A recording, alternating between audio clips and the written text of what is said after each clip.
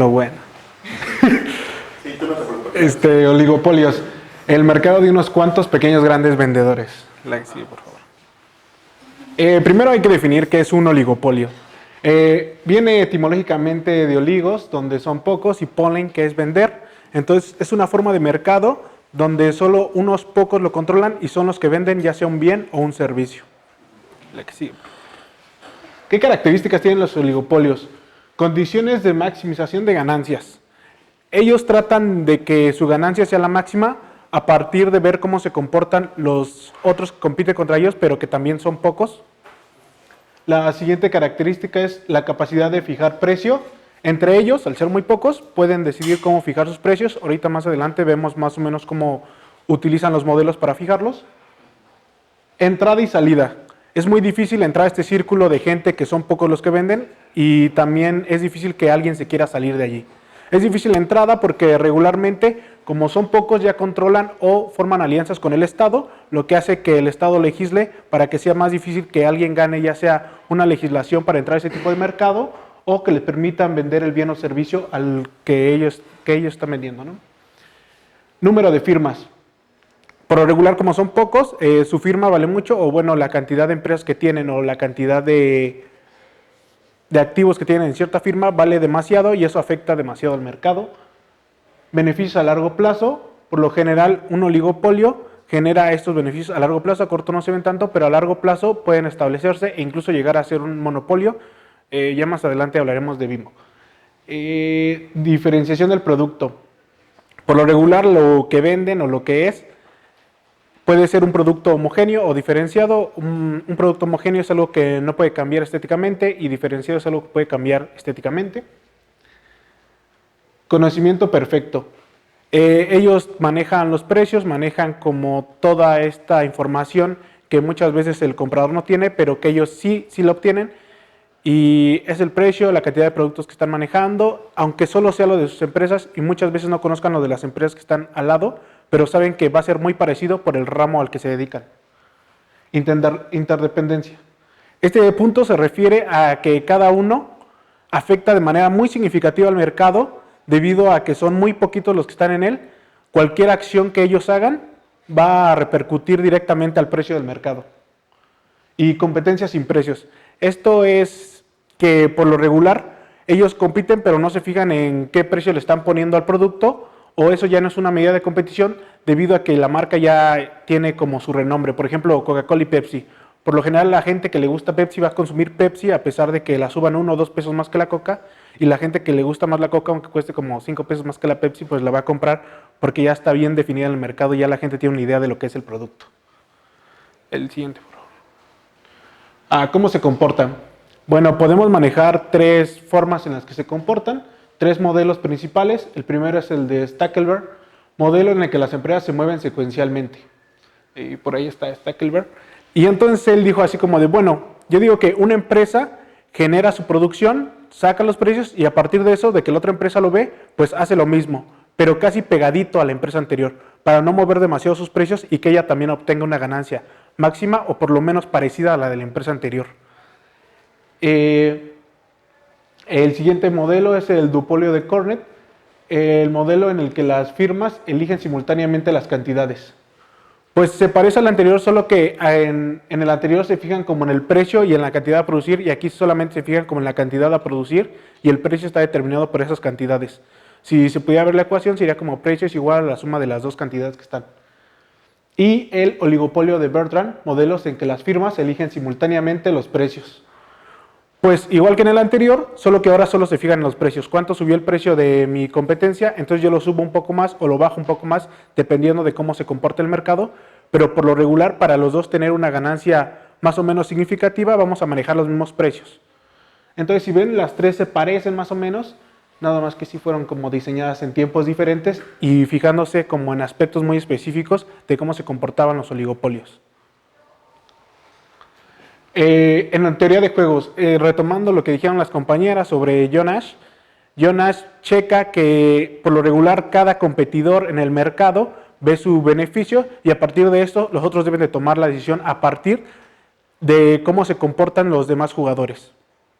John Nash también habló después de un mercado donde maduraran y entonces hicieran algo que se llama coalición o colusión, que es lo que está ahí planteado, que dice que a la larga, si los oligopolios o las empresas maduras, en lugar de ver el beneficio de cada uno, verán el beneficio para todos. Eso lo ilustró en la película cuando está en el bar y se da como cuenta de que hay 5 chavas, pero una de ellas es rubia y todos quieren ir por la rubia y entonces le dice a sus amigos, espérense tantito, si todos vamos por las castañas, todos tenemos sexo hoy, ¿no? Entonces, esa es otra cosa. La curva de reacción es algo muy significativo, que es a medida de que una empresa comete una acción, sube un alza de los precios, hace una maximización de su beneficio, disminuye o aumenta su producción, la otra empresa reacciona y entonces más o menos se va viendo cómo reacciona una con respecto a la otra. Aquí no se ve, pero lo que se ve es la curva de equilibrio, la recta de equilibrio de Jonas y de Cornet, ¿no? De que más o menos cuando lleguen las curvas estas de reacción, cuando ustedes grafiquen todas las de las empresas, va a llegar un momento en que estas se van a cruzar y entonces ahí va a haber una curva de equilibrio. Y entonces a partir de allí es donde las empresas podían madurar. Bueno, este ya estaba como en internet, no vi específicamente quién lo sacó, mi fuente es Force en español y muestra una infografía de las 10 empresas oligopólicas, en su mayoría estadounidenses, que ya manejan el mercado. O sea, por lo regular se fijaron como qué estaba en los almacenes y dijeron, a ver, muchas de las cosas que están en el almacén, de hecho, pues pertenecen a una sola empresa. Y entonces no está tan diversificado el mercado, sino que una sola empresa ejerce el control sobre lo que se vende en todos los lugares. Y esto es curioso porque por lo regular lo checaron con almacenes de Estados Unidos y después se dieron cuenta que esto se diversificaba y era a nivel mundial. A nivel mundial estas 10 empresas son las que controlan más o menos el mercado almacenista. Y yo les apuesto que en su despensa pues hay una cosa de cada uno porque, por ejemplo, hay pasta Clorets, hay lo que es el jabón, Ariel, de P&G, el cereal de Kellogg's, un Nestlé de Coca-Cola, o sea, casi todo lo controlan. Lo único que diferenciaría aquí en México sería lo de Grupo Kraft y ahorita vamos a ver por qué, porque Grupo Kraft se dedica como a generar lo que es el pan, las galletas y todo este alimento, estos carbohidratos a partir de la harina. Y aquí tiene una competencia muy fuerte con lo que es Bimbo. Bueno, aquí hay unos datos de las empresas, más o menos cuánto generan y cuánto ganan y dónde está su sede. Si pueden ver, casi la sede de todas está en Estados Unidos y lo que generan, los ingresos, sus beneficios, ya son demasiado altos, demasiado. La que sigue, por favor. Aquí están las otras, por si quieren comparar más o menos cuánto ganan, cuánto ingresan. Y más o menos si ven, pues, para que chequen los productos que van manejando y para que se den cuenta de que muchos de los productos que ustedes consumen a diario, pues en realidad pertenecen a una sola empresa. Bueno, y aquí manejamos lo que es oligopolios mexicanos. Se da una corriente, yo digo que muy chistosa aquí en México, que es como que los oligopolios empezaron como con esta idea de competir entre ellos, entre avanzar uno y otro. Por ejemplo, muy específicamente Televisa y TV Azteca empezaron como con contratos de exclusividad y no dejaban que sus otros compañeros de trabajo laboraran en empresas contiguas. Es hasta que se da esta como globalización donde entra YouTube y otras plataformas en stream, donde se dan cuenta que si no se actualizan van a tender a morir, que empiezan como a soltar a los personajes, empiezan a soltar como a gente que se formó en sus empresas. Y en general como que maduraron, como que se abrieron. Pero una característica de los oligopolios, si recuerdan, era que era muy difícil entrar a este tipo como de firmas de gente elitista que ya está ahí concentrada. Esto también se ve aquí, no sé si escucharon, pero cuando se abrió el nuevo canal de Imagen TV, era muy difícil, perdieron muchas licitaciones y el que ganó la licitación era alguien que ya estaba en el radio, entonces era como alguien que ya tenía una compañía y era parte como de ese grupo de telecomunicaciones que pudo acceder a la televisora. Cinemex y Cinépolis son otros dos que como que maduraron a la par. No sé si recuerden, pero antes sí había como Lumière, Cinemar, todos estos tipos de cines, y a la larga se los fueron comiendo. O sea, empezaron como comprando pequeñas franquicias y al final ya no sobrevivieron. Creo actualmente he visto muy pocos cines y lo único que veo rescatable es como la Cineteca y otros centros así, Cinema Coyote y este tipo de centrillos, pero son muy pocos, ¿no?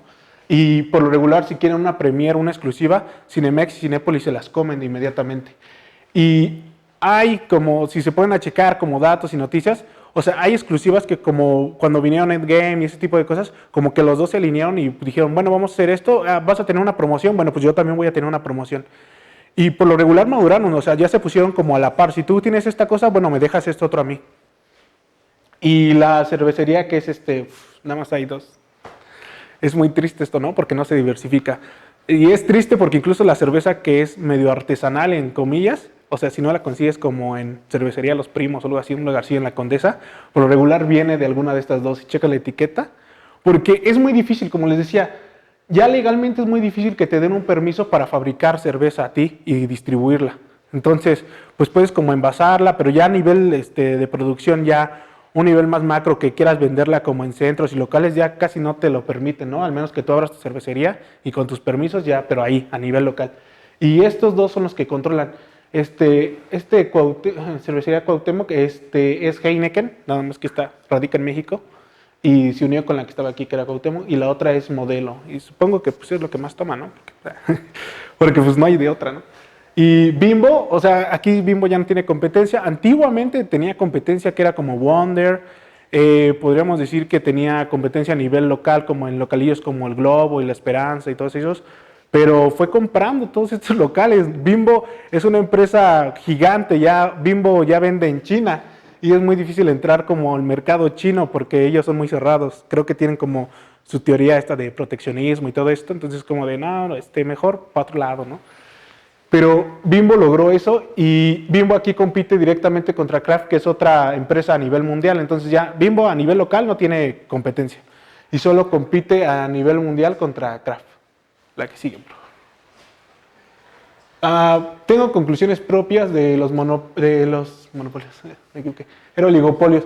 Representan un mal para la economía del país, pues inhiben la libre competencia, no permitiendo una mejora en la calidad del servicio o productos, autogestionando precios y generando grupos de poder económicos que llegan a tener influencia social en otros sectores pues, de la misma sociedad. Entonces ya como es un grupo muy reservado, pues ya deciden más o menos cómo se va a mover el mercado y ya lo platican a puerta cerrada, yo digo, con estos políticos que están ahorita, ¿no? Entonces ya no es como que alguien nuevo o reciente puede entrar. Y de hecho cuesta incluso mucho trabajo entrar a una nueva plataforma, incluso tú ya siendo como alguien grande. Ya lo decía Arturo Elías Ayub, le costó a Slim como 200 y tantos millones poder comprar Usacell, ahora que se vendió, que quebró y tenía como su pequeña compañía, pero estaba como en remate. Entonces compitió con otras grandes empresas y de todos modos le costó mucho. O sea, Arturo Elías Ayub es un buen negociador y por eso logró conseguirla, a pesar de que los otros estaban como ofreciendo más dinero. Pero le costó mucho, aún siendo Slim uno de las grandes, o sea, creo fue como una de las personas más ricas de México en algún momento. Le costó mucho entrar al mercado de las compañías telefónicas. Y entonces los oligopolios, al final podemos decir que pueden madurar y aliarse entre ellos. Cuando se alían y generan una estrategia, creo que eso se le llama cártel. Suena muy chistoso, ¿no? Que sea un cártel y sí sean como los cárteles de las otras partes. Entonces, cuando se alían y ya hablan entre ellos o hablan con el Estado, pues ya se puede decir que formaron un cártel y pues maduraron y ellos controlan los precios a tratos cerrados entre ellos, ¿no? Y si no han llegado a madurar, pues se puede hablar de los oligopolios con los 3 modelos que vimos y cómo ellos generan competencia, pero solo entre ellos y no dejan que como que los demás que están en el mercado, que quieren abarcar una parte importante del mercado vendiendo un bien o servicio específico que ellos ya ocupan, los integren a su mercadillo, ¿no? Entonces sería tonto. Bien, regresando un poco a esto que comentabas de las cervecerías, ¿no? ¿No crees tú que precisamente el hecho de que te autoricen un permiso para que produzcas y distribuyas cerveza, que es el caso de las cervezas artesanales, digamos hace 10 años esto ni siquiera era posible? En mi caso, yo hace 10 años o más a duras penas conocía cervezas artesanales. Era difícil que estas llegaran a los centros nocturnos y demás. Todo está regulado prácticamente para que las únicas que vendan sean estas dos compañías. Mejor dicho, ¿no crees tú que quienes están planteando las situaciones legales son estas dos empresas? Mejor dicho, eso por un lado, porque precisamente, ya no hablando de telefonía, sino ya como uno de los hombres más poderosos del mundo por la cantidad de dinero que tiene Slim, Incluso le fue difícil entrar no a la telefonía, sino a la televisión. Sí, también. Es lo que últimamente ha estado presente, ¿no? Que fue el golpe que les dio Slima Televisa TV Azteca cuando se cae con las últimas Olimpiadas que se transmitieron, ¿no? Él por Claro Video lo logra hacer, pero él siendo uno de los hombres más poderosos del mundo, incluso le costó trabajo entrar a la competencia en televisión. Claro, se abrió, él fue el que dio el golpe definitivo y pareciera que ahorita ya se están soltando todo ese poder, pero ¿no crees tú que va en el sentido de que las mismas empresas oligopólicas son las que indican las reglas legales para que no entren los demás? Pues sí, ya habíamos dicho que, o sea, una de las características es que, dado que las firmas son muy importantes, pues pactan con el Estado para que puedan generar empleos. Pues sí, yo digo que sí pactaron, o sea, sí había hablado del pacto, voy a comentar otra cosa. Al menos aquí en México. Al menos aquí en México. Hay imperfecciones con los oligopolios y creo que ese fue un paso que me faltó decir. Hay imperfecciones de oligopolios y eso le pasó, creo, a López Portillo, cuando dijo, bueno, pues nada más están vendiendo los Emiratos Árabes y nosotros petróleo a nivel grande, pues podemos controlar el mercado, y ahí fue como una falla que él tuvo, porque pues se le salió de las manos ver que el mercado dejó de ser de vendedores y empezó a ser de compradores, y es cuando se le escapa un poquito y es el rollo de la devaluación de México. Entonces hay que ver, o sea, hay que manejarlo. O sea, si alguien no quiere manejar un oligopolio, debe de ser precavido en eso, manejarlo hasta cierto punto para que no se salga de las manos y la producción no abarque más que la demanda.